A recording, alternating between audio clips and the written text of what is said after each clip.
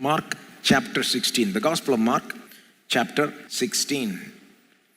I'm not going to read any passage today, but I think most Christians, most people would know Mark 16 talks about the resurrection of Jesus Christ and what happened after he rose again.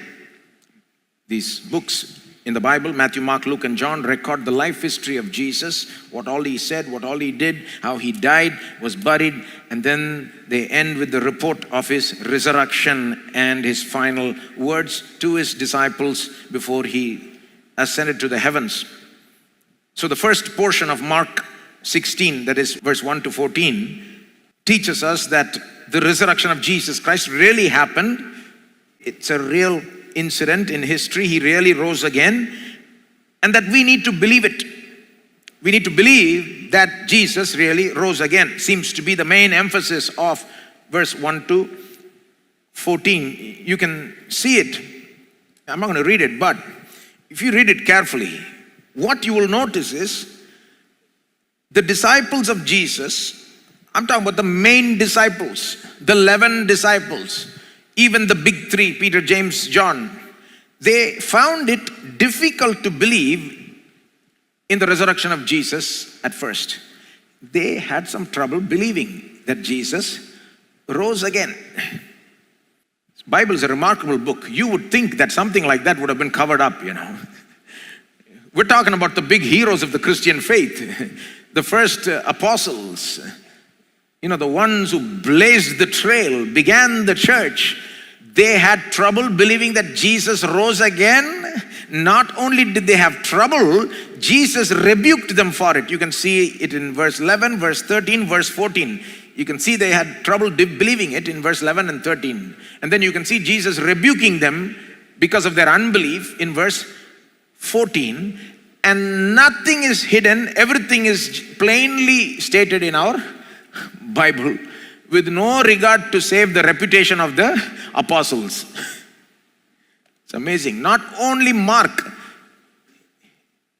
If somebody says, this is only here. No. Go read Matthew. Go read Luke. Every gospel writer records how the main apostles had trouble believing that Jesus rose again. They had trouble. Again he appeared, and again they couldn't believe it. They believed, but they half believed. They doubted. They had joy, but then they also had despair, and they had trouble. And Jesus rebukes them. I think one of the reasons this is recorded like this in our Bibles, so openly, even though some may look at this and say, look, his own disciples had trouble. They couldn't believe it. Why should we believe it, right? It opens up the door for accusation. But one of the reasons it's recorded, I think, is because God knows even some of us have trouble believing that Jesus really rose again.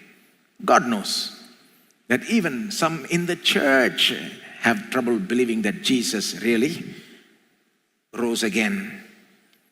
We have our own doubts. We're not always confident about that. Yes, some may be confident, but some others are not confident. I'm not even talking about the world. The difference between the believer and the unbeliever is the unbeliever does not believe in the resurrection of Jesus, and the believer believes in the resurrection. But even the believer who believes has a little bit of trouble sometimes. And God knows it. And I believe these passages are recorded for our encouragement, and also for our rebuke. God is encouraging us. Look, the disciples had trouble, but they went on to believe. And God is also rebuking. Come on, do what you need to do to get rid of that unbelief and believe. Because it's true. It really happened. Jesus really rose again. There is good evidence for his resurrection. So believe it despite all obstacles to believe. Seems to be the main emphasis of verse 1 to 14. And in order to truly fulfill that emphasis, I would have to build up your faith in the resurrection. I would have to give you some proofs, evidence. There is evidence for the resurrection. I'm not going to give it today. I'm going to give it next week. Next week, I'm going to talk about the evidences. God doesn't force belief. First of all, nobody can force belief on anybody.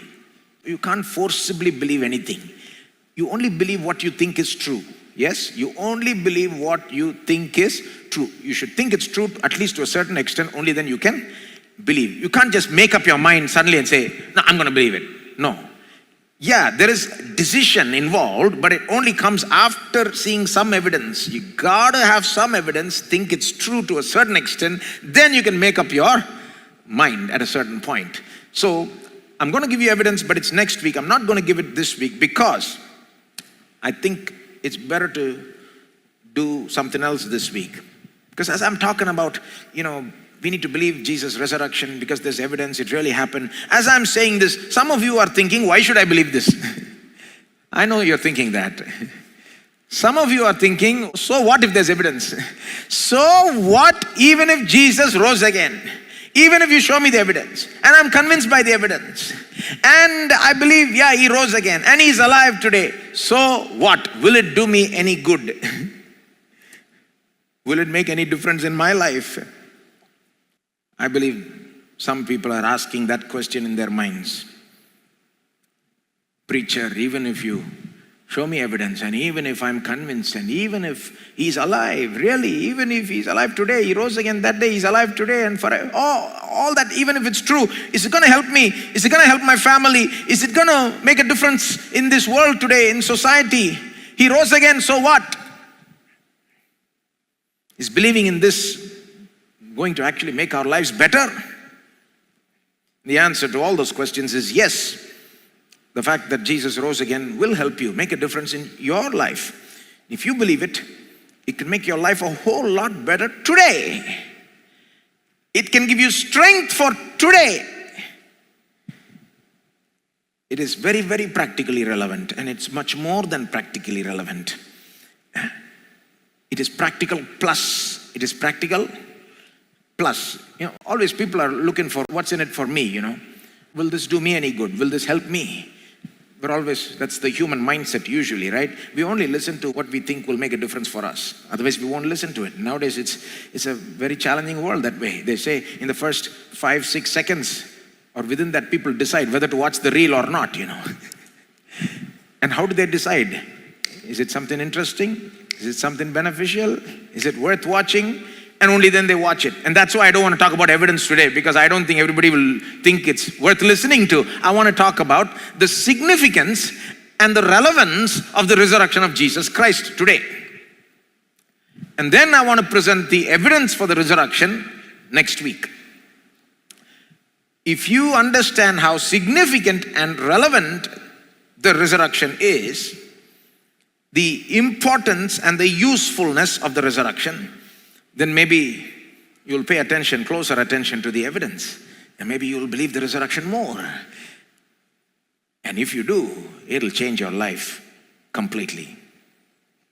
Significance and relevance. Not only relevance is how does it help me? What difference does it make to me? But significance also. Like I said, the resurrection of Jesus Christ is relevant to our lives, but it's much more than relevant. You see, everything is not about us at the end of the day, is it? Yeah, we need something. We always go to God. God, can you help me? Yeah, God will help us. But the whole reason he exists is not to help us. You know what I mean. It's bigger than us. The world is bigger than us. Everything is not about us. And so the resurrection of Jesus Christ is like that. It helps us, but it is much bigger than us.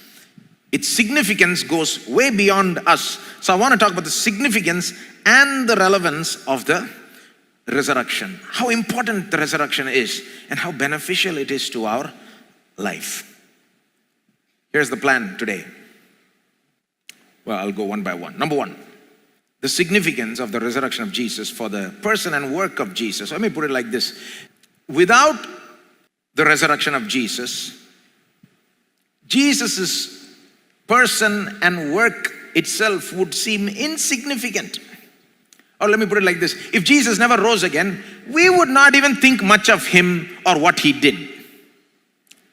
But since Jesus rose again, his resurrection validates and clarifies the truth about his person and work. Since he rose again, we think much of him and what he did. If he never rose again, we wouldn't even be bothered by who he is and what he did, the whole thing would be insignificant to us. Let me put it like this.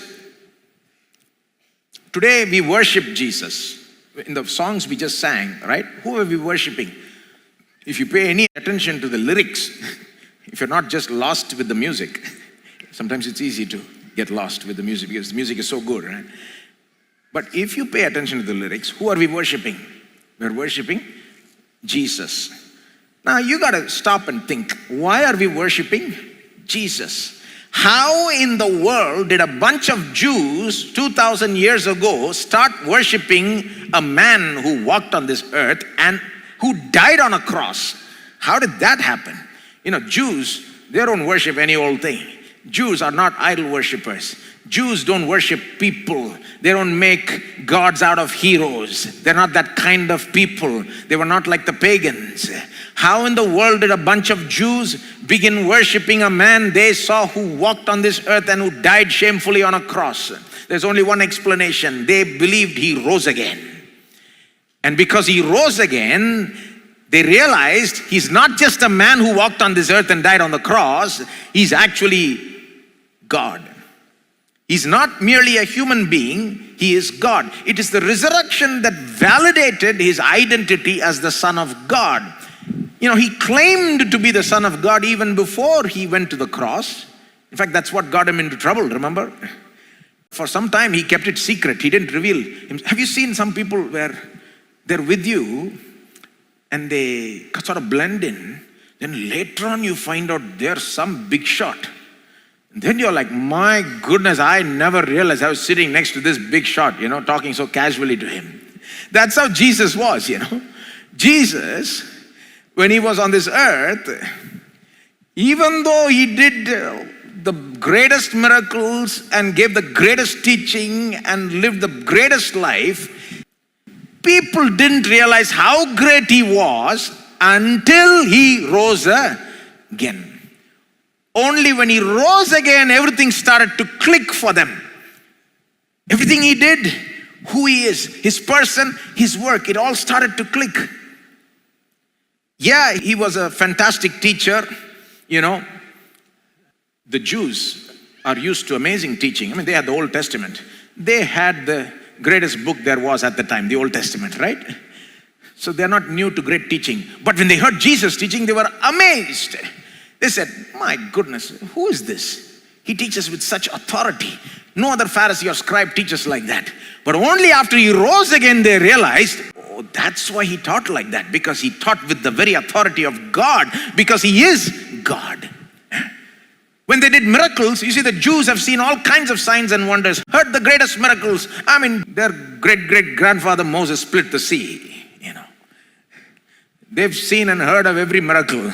You can't impress them very easily. But they were very impressed with Jesus' miracles. I mean, Jesus' miracles were on another level.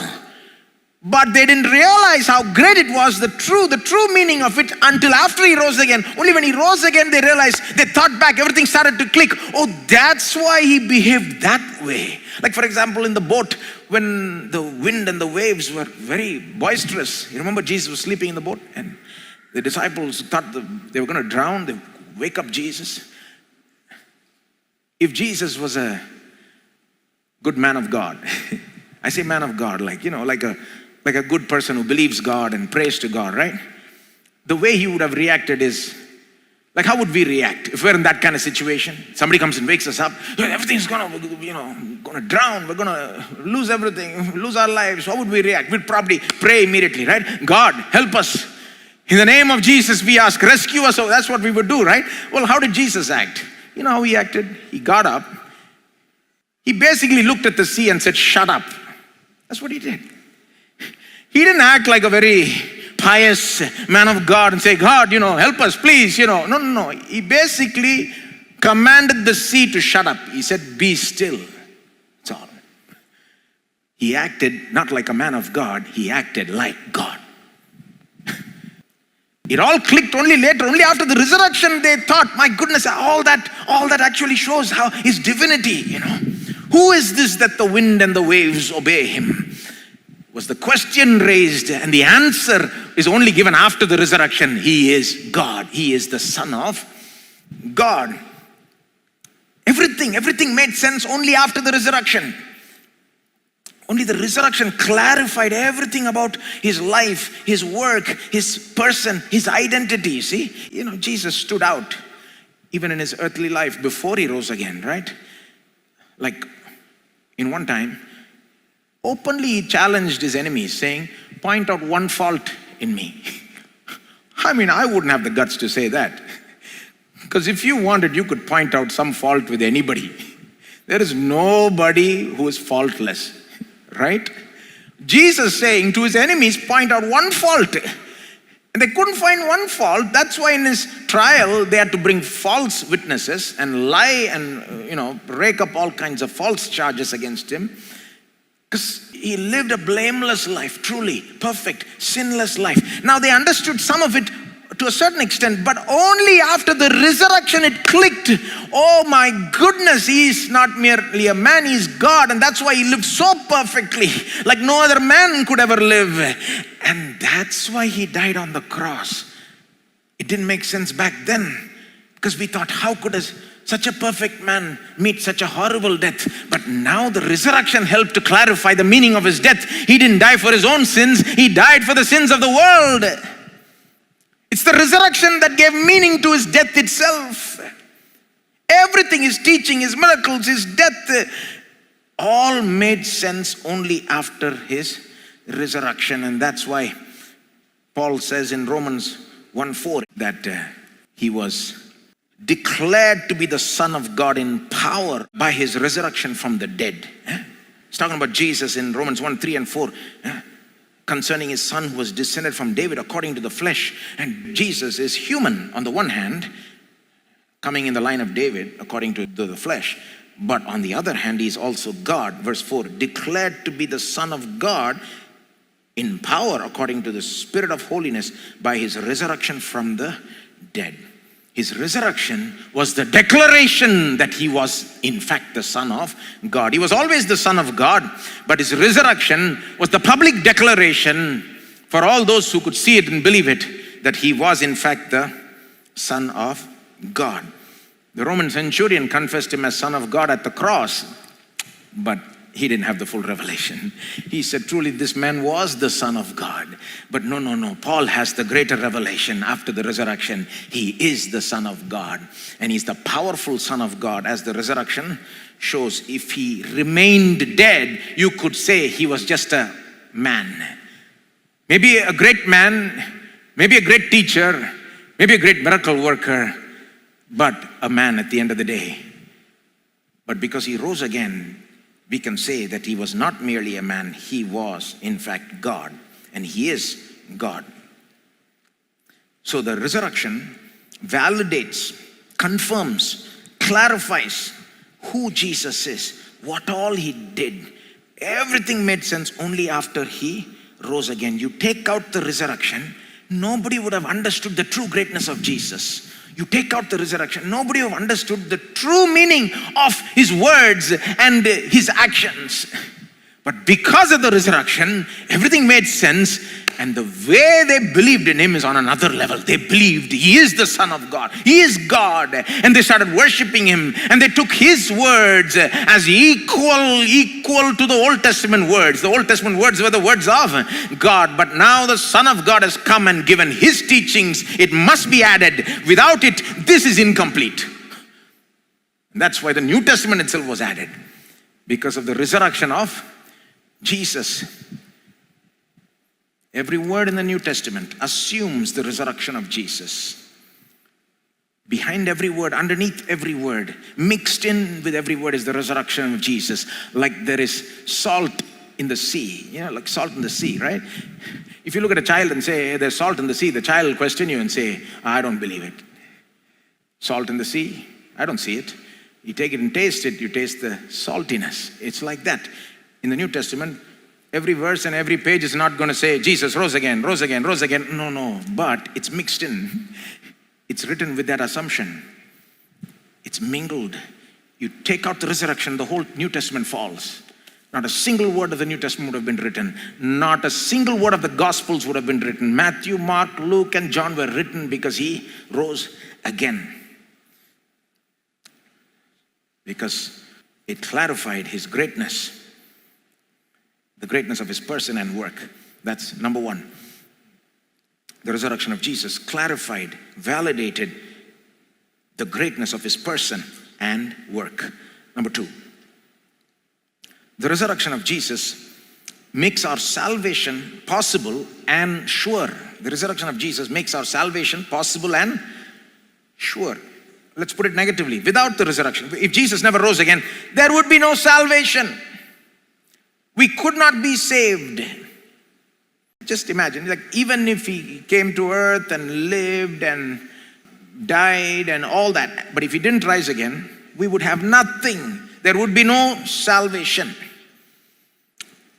Because without the resurrection, the cross would just be one big tragedy, maybe the biggest tragedy. Without the resurrection, the cross would be nothing more than a tragedy. It is only because of the resurrection, only through the resurrection, that we know that the cross was the greatest accomplishment. This is the clear teaching of the Bible. You need to know this because, I'll show you some verses. It's because sometimes some people may think because we emphasize the cross so much, right? And there's a reason for that, okay? We preach the cross, that Jesus died for our sins. We preach it. So maybe people may start to think, oh, so we're saved by his death. And maybe then, I don't know, maybe in the minds of people, the thought may creep in that, well, his resurrection is not so important. Whether he rose again or not, he died for us. That's what saves us. No, wrong. We're saved not only by his death, but his death and resurrection. This is the clear teaching of the Bible. 1 Corinthians 15:17. 1 Corinthians 15:17.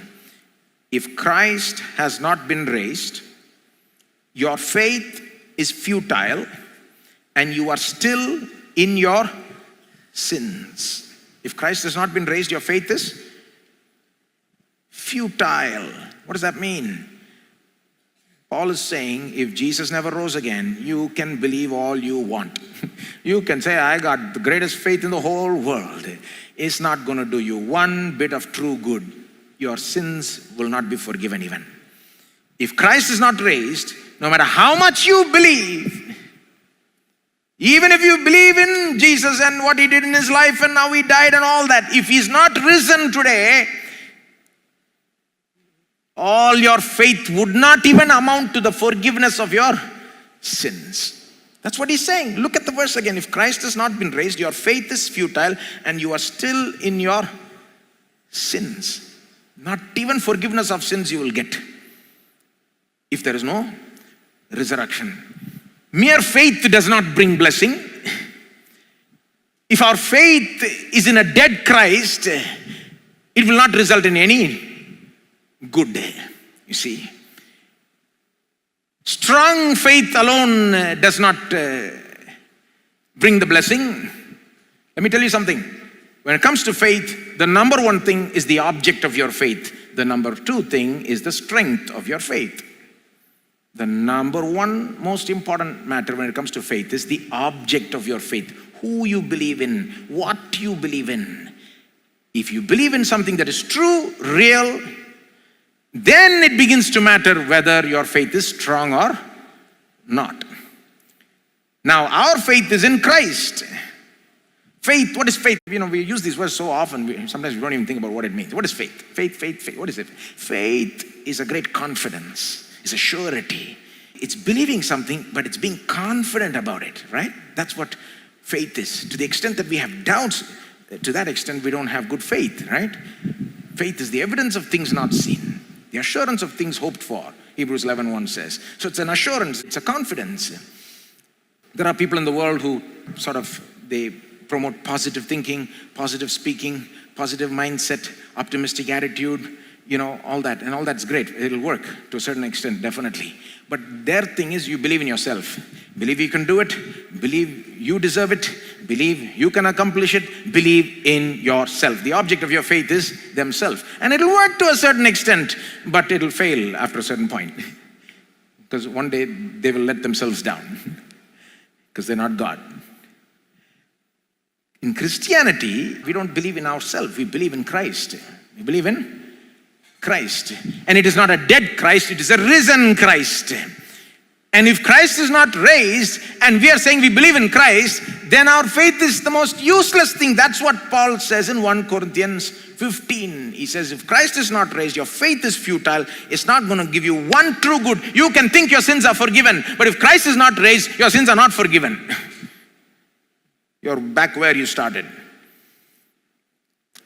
But then he goes on to say in that chapter, but Christ is raised.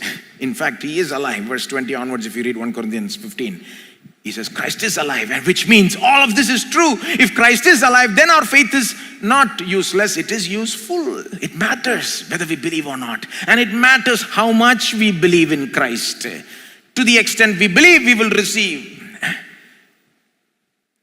Without resurrection, you can't even receive forgiveness of sins, which means you cannot receive any true blessing from God. Everything would be a psychological game.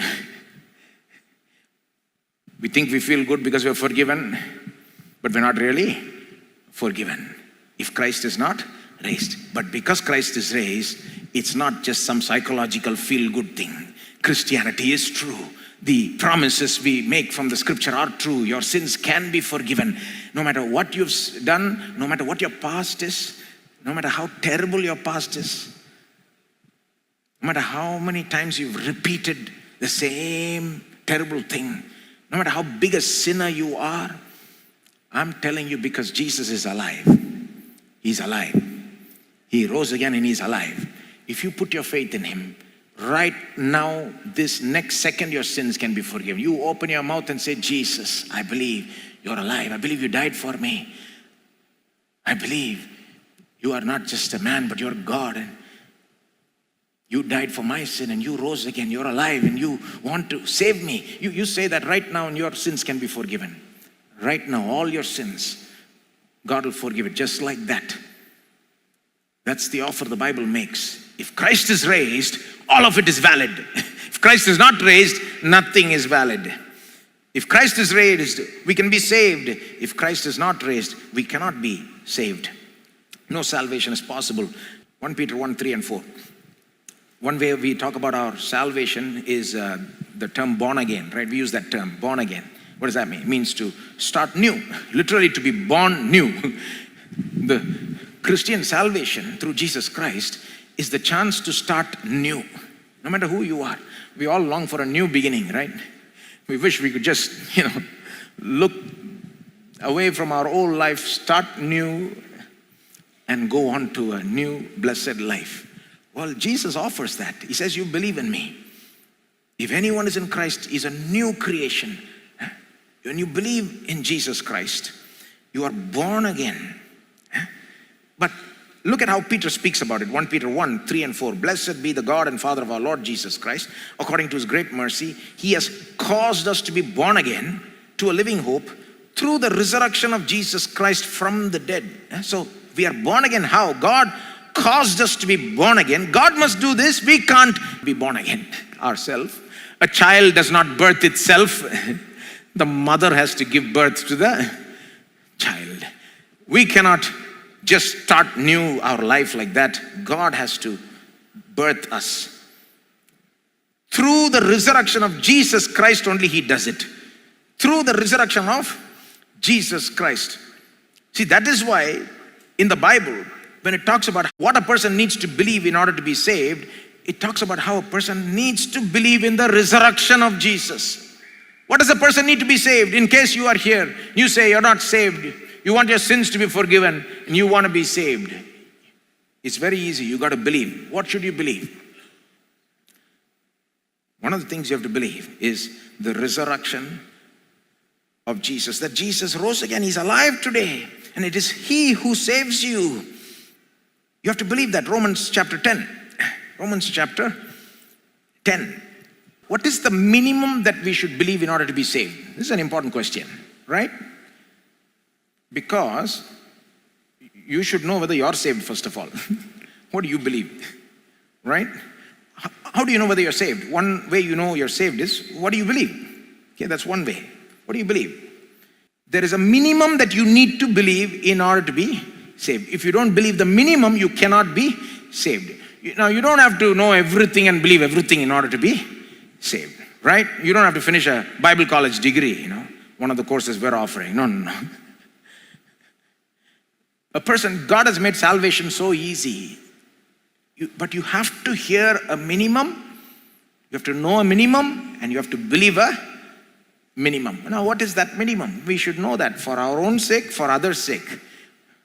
Whether we are saved, we have to check. Secondly, if you want to lead others to salvation, we should know what is that minimum.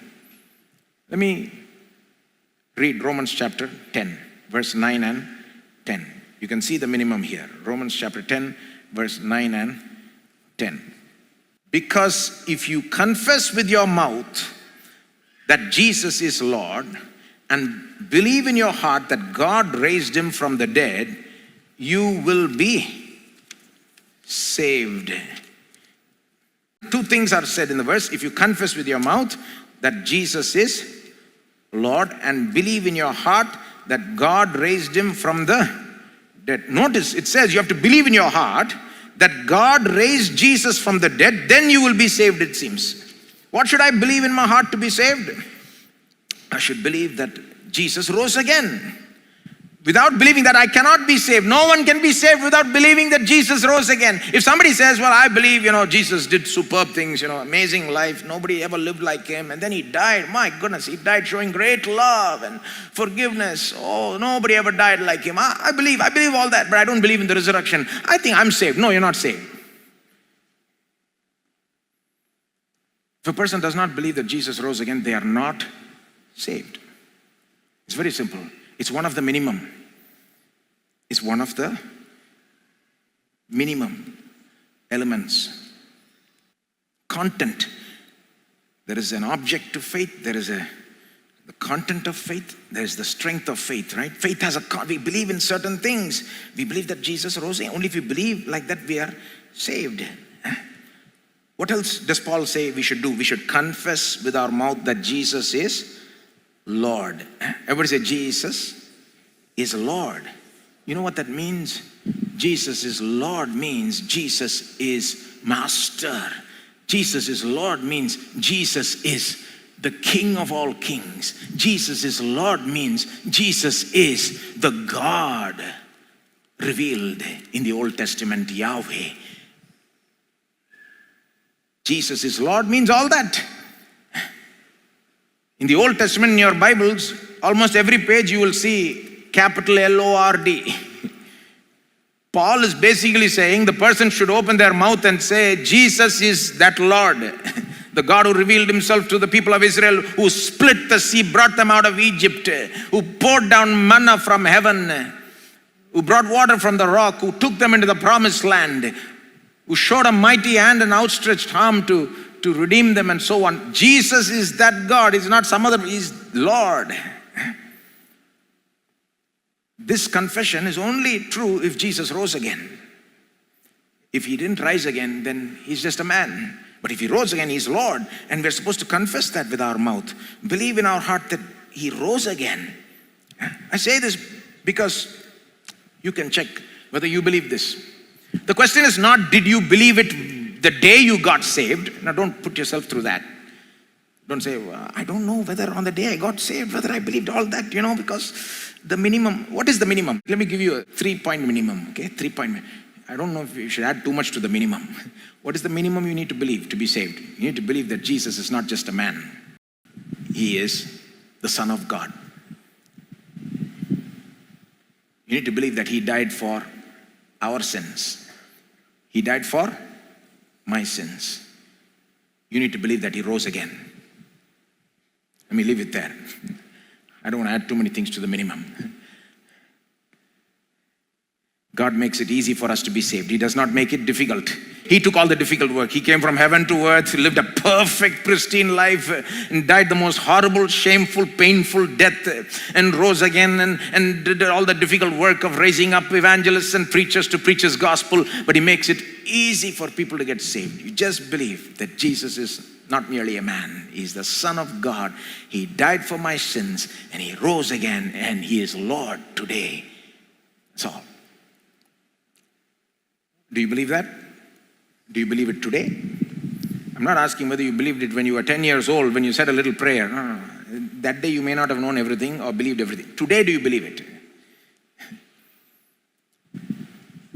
Today, do you believe it? If you believe it today, it's one good indication you are saved. If you don't believe it today, then you're not saved. If you believe that Jesus was a mere man, nothing more than a man, maybe a great man, but certainly not the Son of God, then you're not saved. If you believe that Jesus died but didn't rise again, you're not saved. We should know this when we share the gospel with others also. We cannot merely tell others about the death of Jesus. We have to proclaim the resurrection of Jesus. Only then people will hear and believe and be saved. This is the way God has ordained it. So, without the resurrection of Jesus, we would still be in our sins no matter how much we believe. But because Jesus rose again, we can be saved, forgiven, blessed and everything, but we got to believe in the resurrection of Jesus. You can see without the resurrection, pretty much salvation is impossible. With the resurrection, it is possible. And that's the way we receive it, and by faith in the resurrection. Now, let me add something to that. Not only does the resurrection of Jesus make salvation possible, it also makes it certain, sure. Because Jesus rose again, we can be saved easily by believing in him, but we can also be sure about our salvation. You can be sure that your sins are forgiven. You can be sure. Some Christians think that God never wants you to be sure.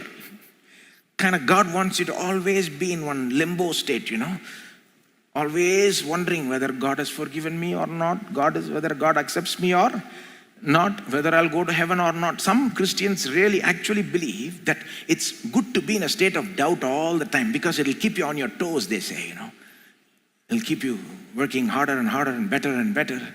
Nonsense. It won't. It'll lead to discouragement. It'll lead to despair. It'll lead to people giving up. God wants us to be sure that we are saved. God wants us to be sure that our sins are forgiven. God wants us to be sure that we are accepted. An entire book called 1 John was written in the Bible for that very purpose. Please read it if you have doubts. I taught a series on the assurance of salvation, 9 messages on it. God wants us to be sure. But you know what will give you the surety more than anything else? It's the resurrection of Jesus. It gives us that confidence that we are saved, our sins are forgiven, God accepts us.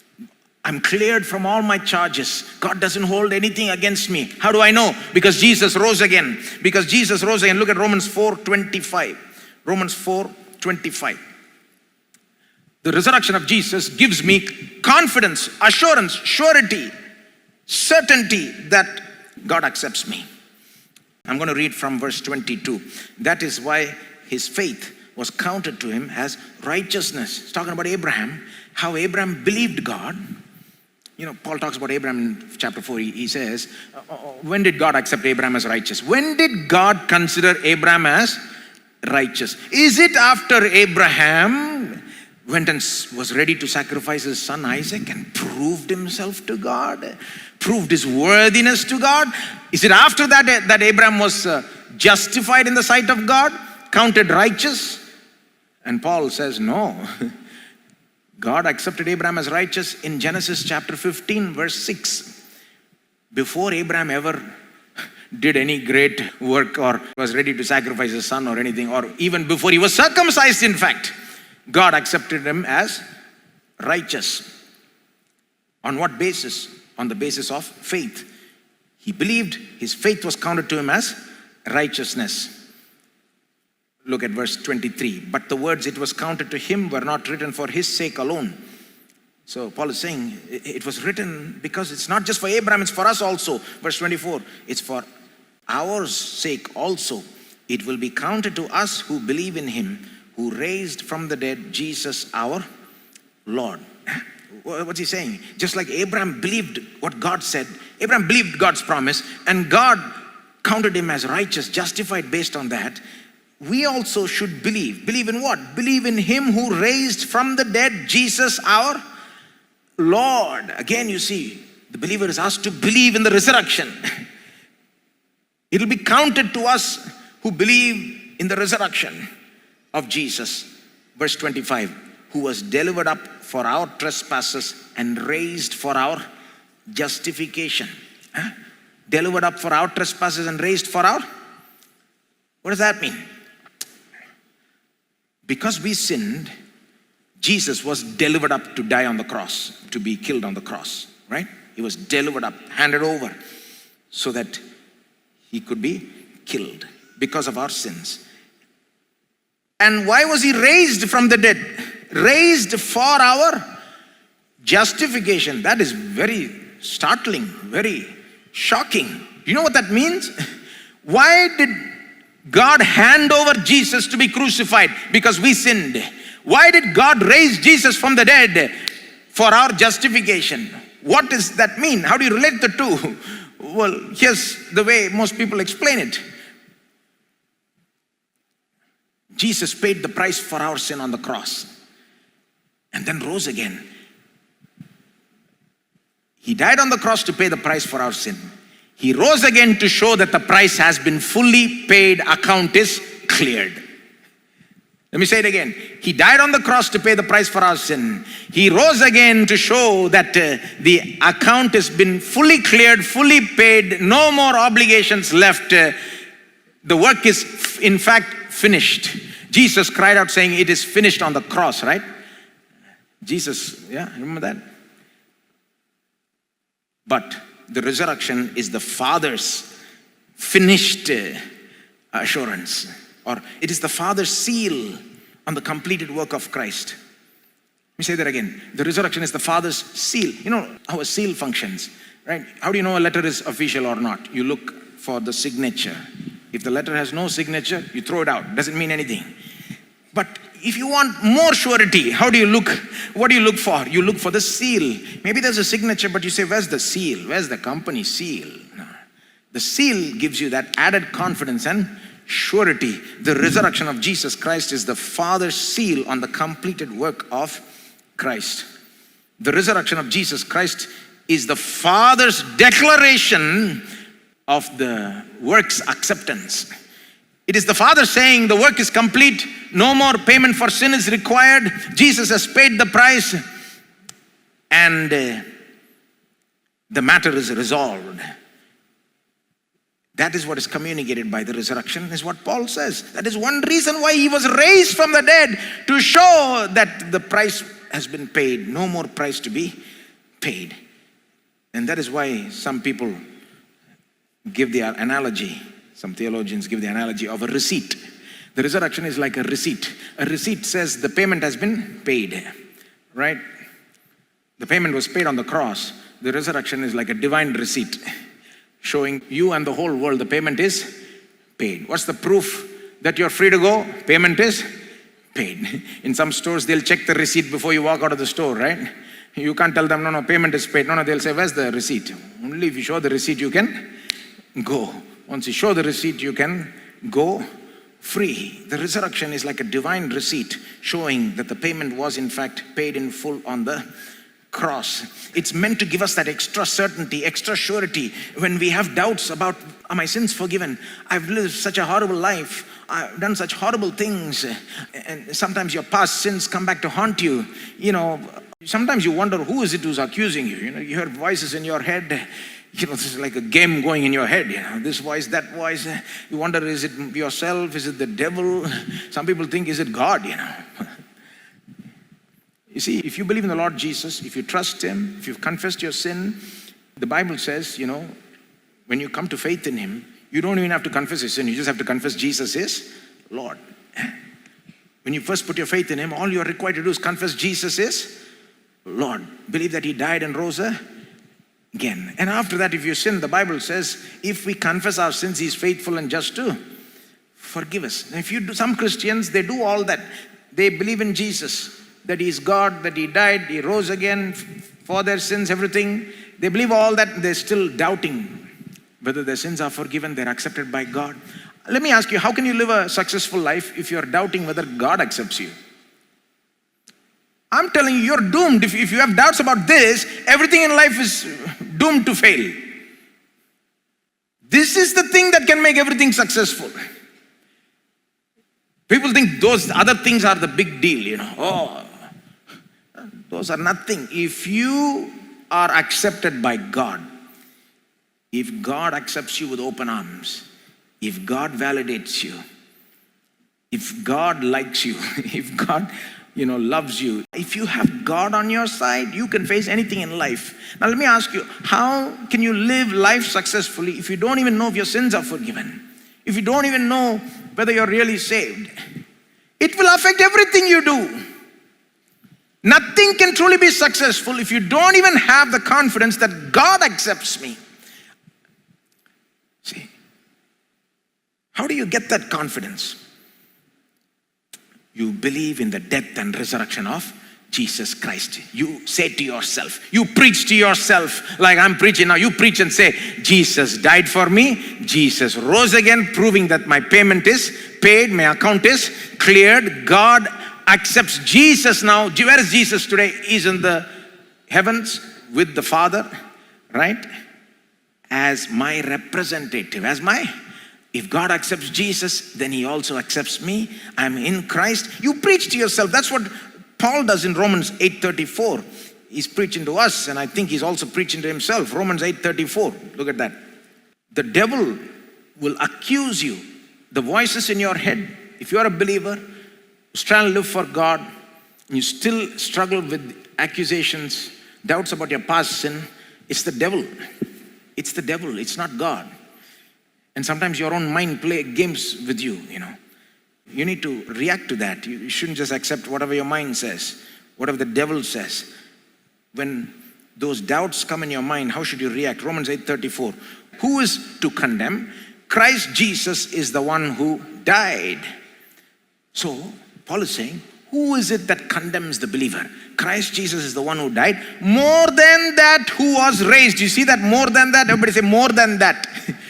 Paul is saying, if somebody comes and condemns me, I will say, Christ Jesus died for me. More than that, he was raised, showing that his death was successful and he paid the price. Everything was accomplished. And furthermore, he's at the right hand of God, interceding for me, speaking on my behalf, not against me, but for me, speaking better things than the blood of Abel. Paul is saying, basically, preaching to himself and preaching to us, saying, don't be scared of voices condemning you, accusing you. Say to yourself, Christ Jesus died. More than that, he was raised. And he's at the right hand of God and he's interceding. See, the more than that, that is Paul putting the weight on the resurrection, saying the resurrection gives us added certainty, surety of our salvation. So, the resurrection makes the salvation possible and sure. Okay, possible and sure. Number thirdly, the significance of Jesus' resurrection for the success of our Christian life. That's a complicated way of saying, well, your day-to-day Christian life. The resurrection makes a huge difference in it. Do you realize that? Let me tell you how. You see, the day-to-day Christian life is a life lived in union with Jesus Christ. In union with the living Lord Jesus Christ. That's the Christian life. That's how we should think of the Christian life. You see, there's a big difference between Christianity and other sort of religions or walks of faith or whatever. See, usually in some other faiths also you have a great person, a great hero, a great exemplar, and he lived at some point, did some things, taught some things, but then he died.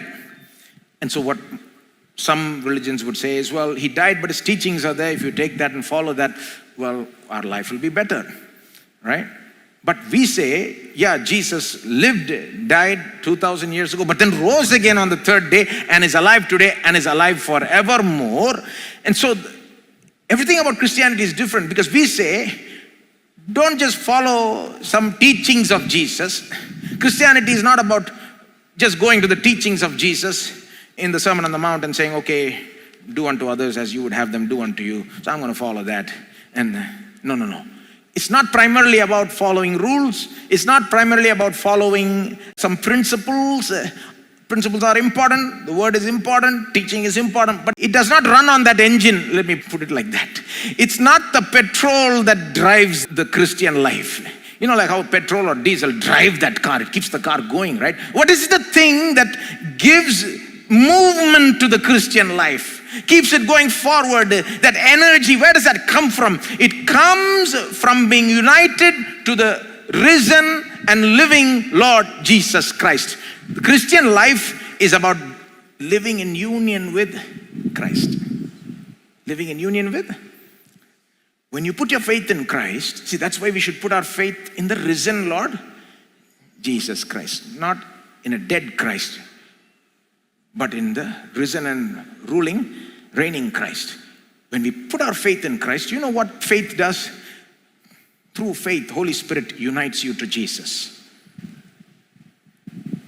Putting your faith in Jesus is not an ordinary thing. It's not just saying, oh, okay, I believe so. No. When you truly trust Him with your life, what happens is you are united with Jesus Christ. That's what the Bible teaches. That's why the Bible says hundreds of times, you are in Christ. Christ is in you. Everybody say, in Christ. Everybody say, I'm in Christ. Well, I hope you are. And Christ is in you. You are joined to Christ. This is true of everyone who truly believes in Jesus. If you truly believe in Jesus, trust in Jesus, you don't have to be perfect. You don't have to have proved yourself. No, nothing. Do you trust in Jesus? That means you are joined to Jesus. That means you are in Christ. He's in you. You are one spirit with Him. The Bible describes it in various ways. Like a husband and wife are one flesh. There is a fleshly union. Similarly, between Christ and the believer, there is a spiritual union.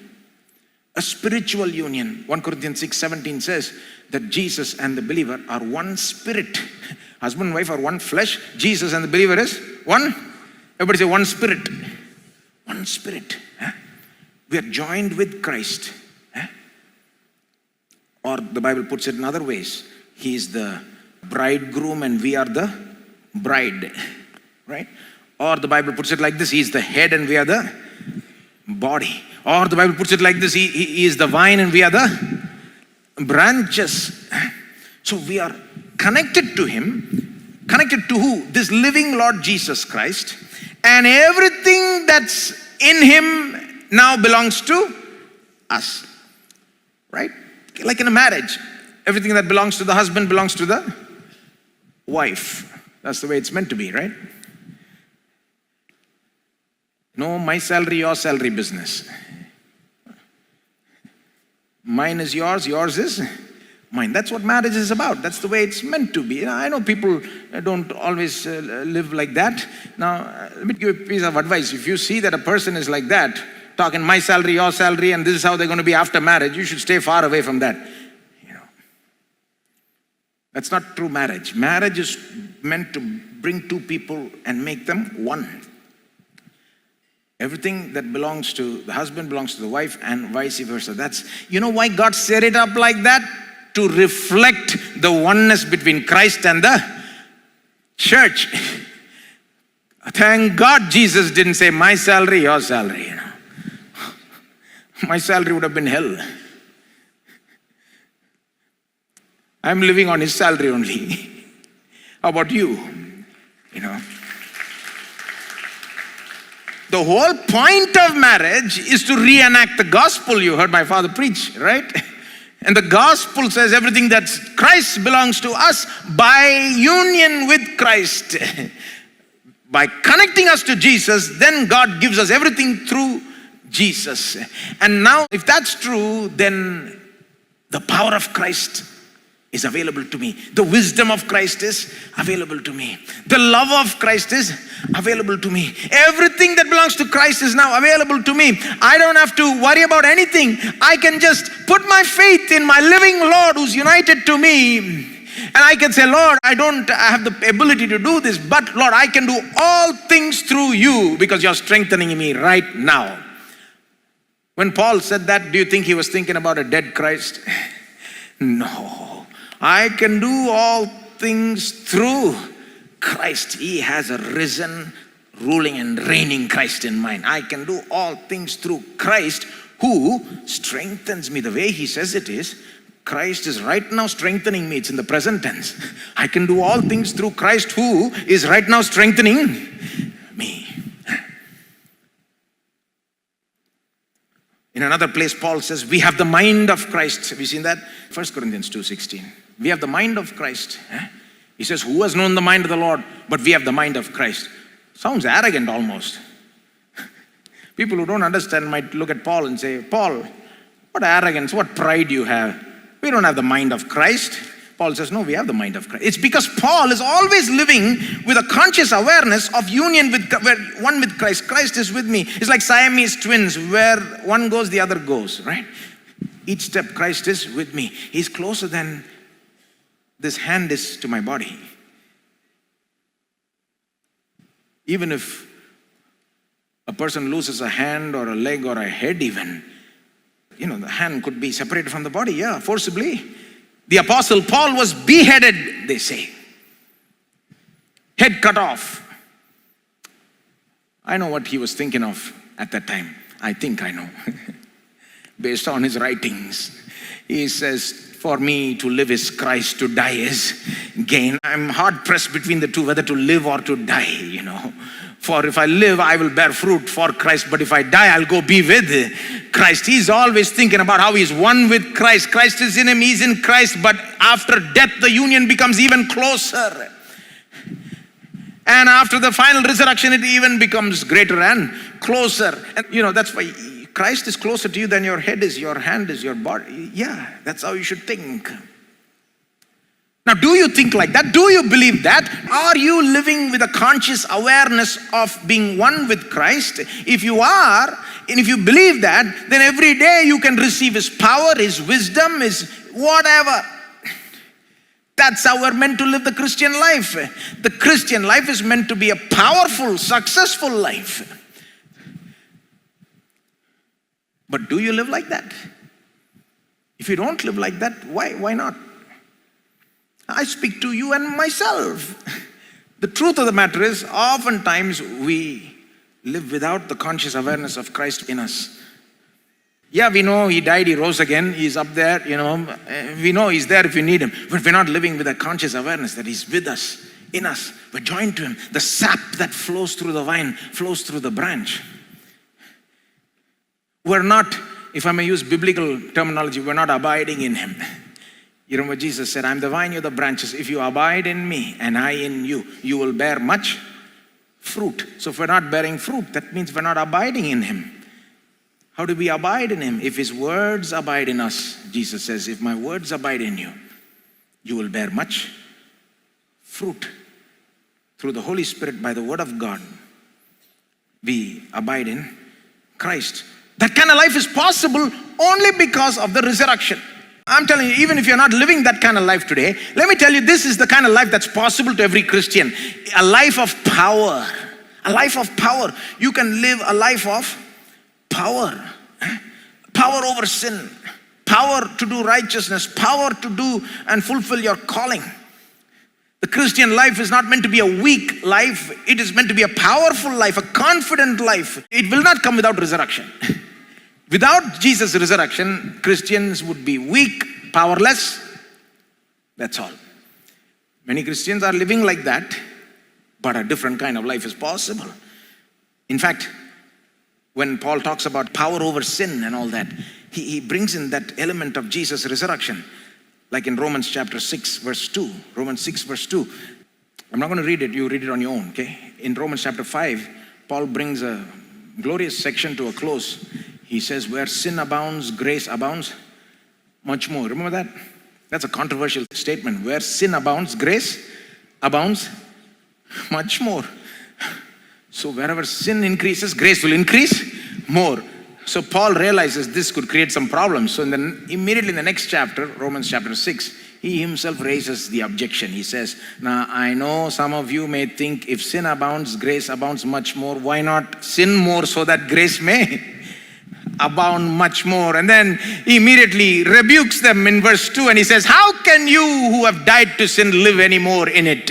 And then in Romans 6, 3 and 4, he reminds them of their baptism and he says, weren't you baptized? Didn't anybody teach you the meaning of baptism?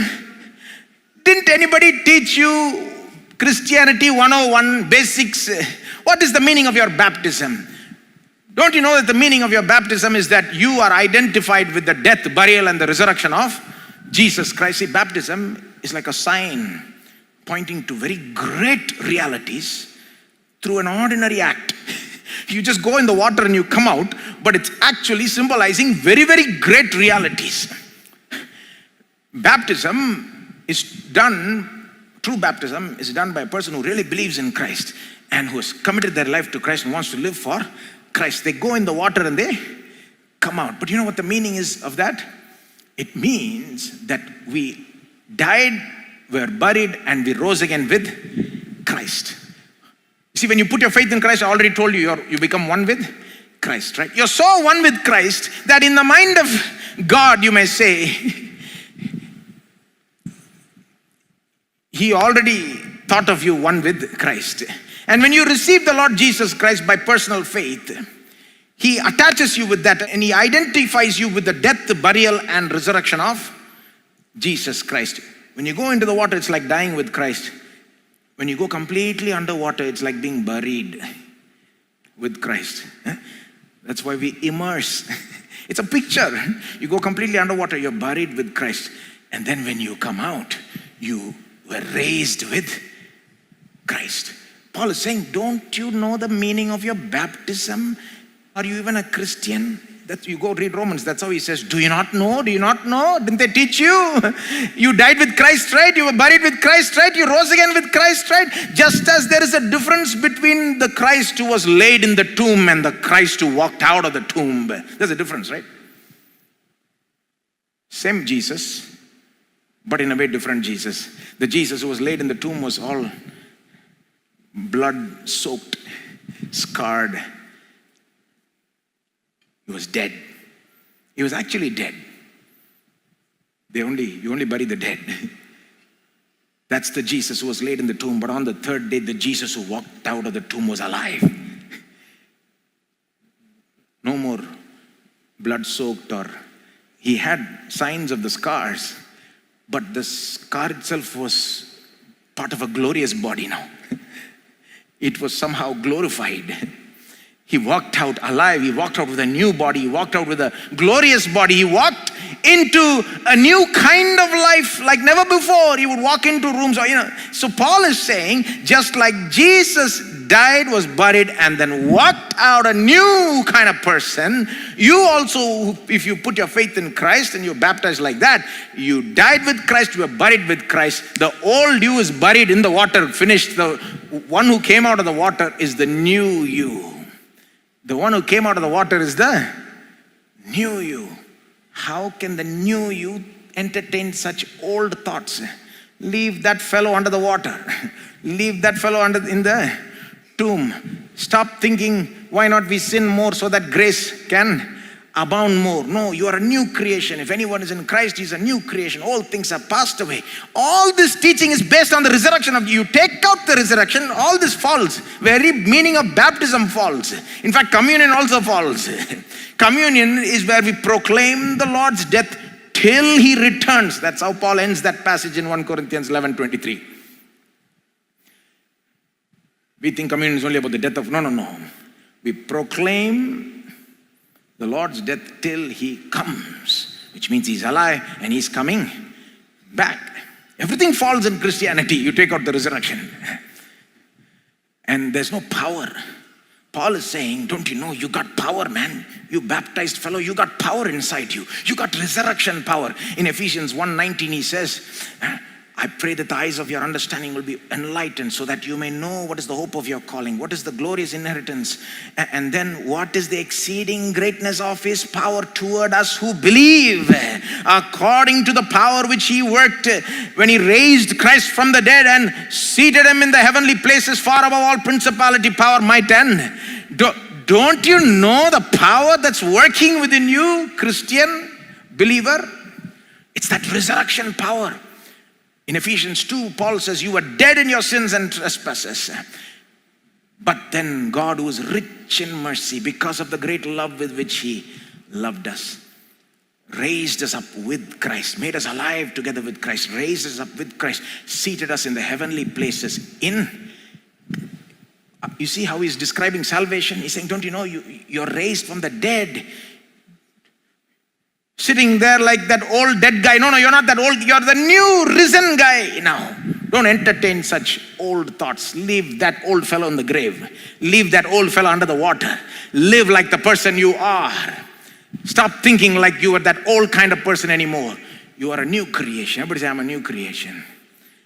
I got resurrection power working in me. I'm spiritually raised. One day physically I will be raised. I'm already spiritually raised. I was dead to God, dead to the things of God, alive to sin, alive to all that wrong stuff, but now I'm dead to that.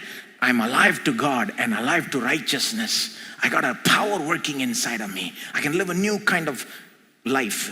Colossians 3 verse 1, he says, if ye then be risen with Christ, seek those things that are above, where Christ is seated on the right hand of God. Set your affection on things above, not on things beneath. Oh, you Christian, you are raised with Christ, seated in a very high place. Don't be so low-minded. Don't be going back to that trash, that sin, that filth. You are raised with Christ, man. You're seated with Christ. He's with you. He's joined to you. Don't be associating yourself with that old stuff. Then he says in Colossians 3:5, put to death what is nasty in you, earthly in you, filthy in you. You got power. Kill it. Keep on killing it. If you kill it, sometimes it comes back, right? That's the thing about sin, right? Either you are killing it or it is killing you. Sin, if you are not killing it all the time, it will be killing you. I don't know on what side you are. It's a lifelong process, but the way Paul says is, you're raised with Christ, man. Act like it, think like it. You got power in you to live this Christian life. The Christian life is meant to be a life of power. Christian ministry is meant to be powerful. We are meant to do ministry with the power of God. See, with signs and wonders leading to the salvation, transformation of people. The power of God. Not mere clever ideas, not mere brilliant speech, rhetorical persuasion or whatever, you know. You see, even in the world, they got good ideas, they can speak well, they got better speakers. But I would say we have better ideas. Bigger ideas, truer ideas. And we got the power of God. So that one word can change and transform a person's life a whole lot better than words outside can. Because the power of God is working through Christian preaching. That is why a person can be saved, transformed through an ordinary person's words. Because the power of God is working. That is why signs and wonders can happen. People can be healed. Miracles. Shocking things can happen. That's how Christian ministry is meant to be done. All this will not be possible if Jesus never rose again. If Jesus never rose again, there will be no power in Christian ministry. You can forget about signs and wonders. You can forget about miraculous healings. You can forget about all that. You know, you can just do some motivational speaking. Get people pepped up and go, you do your best. Yeah, that's about the best we can do. No. I preach so that people may be saved. I'm not targeting a little bit of encouragement. No. I'm targeting people to be saved, completely transformed, lives turned around. And I know no human being can accomplish it. It can only be accomplished because the risen Lord Jesus is working through his anointed servants. The risen Lord is behind this. That's why in the book of Acts of the Apostles, you will see, you read the first 4 verses, it's not really the Acts of the Apostles, it's the Acts of the Lord Jesus through the Holy Spirit by the hands of the apostles. That's how Acts should be understood, really. If Jesus never rose again, there'd be no power in Christian life, in Christian ministry. But because Jesus rose again, there is power in Christian life. This is the kind of life that's possible. I don't know if you're living that kind of life, but I'm saying this is the kind of life that is possible because Jesus rose again, and it will become actual if you believe it. If you believe he rose again, he's alive today, and he's joined to you, and his power is available to you, his wisdom is available to you, the one who died for you lives forevermore and is in you, and he's ready to work in and through you. If you believe it, you will start seeing and experiencing his power on a day-to-day basis. If you're not living that kind of life, maybe you don't have strong faith in the resurrection. Just a possibility I'm raising. Maybe you don't believe so strongly. Maybe you believe sort of theoretically. But no, you don't believe enough. This is the kind of life that's possible. Let me just close with a simple example, right? Simple example. If Jesus never rose again, there's no point in us calling out saying, Jesus, Jesus, Jesus. Sometimes we're in such trouble that all that comes out of our mouth is Jesus, right? Have you had that kind of an experience? Such an extreme situation, terrible situation. Even the other day, somebody was telling me, life and death situation seemed like terrible situation. The only thing that they found coming out of their mouth was Jesus, Yeshuva, Yeshuva, Jesus, Jesus. That's all. They could not even say anything, because so desperate. And they were rescued out of that situation. Now you ask me how, I say it is because Jesus is alive. He heard their cry and he came to their rescue. As the word of God says, call unto me in the day of trouble and I will deliver you and you will glorify me. Now that wouldn't work if Jesus wasn't alive. If Jesus wasn't alive, why call out to him? What's the point? Who are we calling? Are we calling to a dead Christ? No, we call out to a living Lord, a ruling and reigning Lord, a majestic Lord, the one who died for us, who gave his life for us. He loved us to the death, and now he will love us now and forevermore. Always ready and eager to help us. See, that's the kind of Lord I believe in. How about you? If he died on that cross, no matter how much love he showed me on that cross, it's all over. It's not there today. But because he's alive, that same love is there today, because the same Lord lives. And he will show me love today and forever. And he will come to our rescue. Simple things like this itself would not work if Jesus is not alive. This is the kind of life that's possible when you really believe Jesus is alive. When you really believe Jesus is Lord, and you start living with that awareness and that consciousness, you start benefiting so many different ways. I can keep going, but I'm going to end here. So many different ways. Question is, are you? If you're not, one of the reasons maybe you're not believing.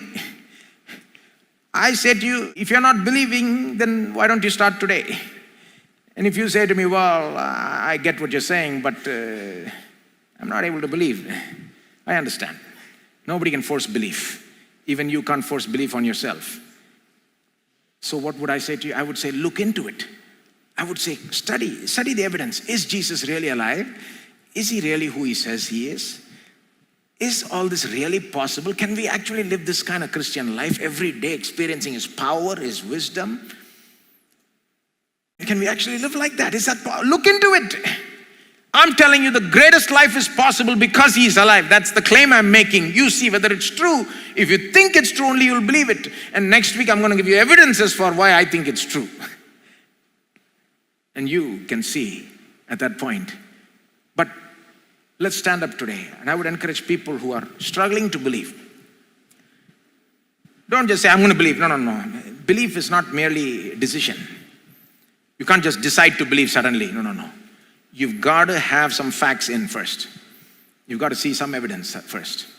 You've got to have reasons to believe. And we're going to talk about that next week. But I would like you to pray a small prayer and say, God, if this is true, show me. I want to believe the truth. Show me the truth. They're saying Jesus is alive. This kind of life is possible in and through faith in him. If it's true, show me, God. If it's true, I'll believe it. That's all I want you to pray. I want those kind of people to pray that. There may be people struggling with believing, struggling with doubts. Pray that and say, God, show me. And those who say, no, I believe. Well, thank God you believe. Thank God you believe. It's not of your own accord that you believe. God has led you to a place of that kind of faith, that kind of confidence. Let us thank God. Thank you, Father. Thank you, Lord Jesus. We praise you, Lord Jesus, for you rule and reign today. And you make a different level, kind of life possible for us. Forgive us, Lord, for not believing. Forgive us, Lord, for not living with the awareness that you are alive, ruling, reigning with us, in us, for us. Forgive us, Lord, for living as though these things were not true. And help those who are struggling to believe that these things are true. Lead us all, Lord. Build up our faith, we pray, in the coming weeks. Strengthen our faith in the risen Lord Jesus Christ, so that we may live a totally different kind of life and bring glory to Jesus. In Jesus' name we pray. Amen. May the grace of our Lord Jesus Christ and the love of the Father and the fellowship of the Holy Spirit abide with us for now and forevermore. Amen.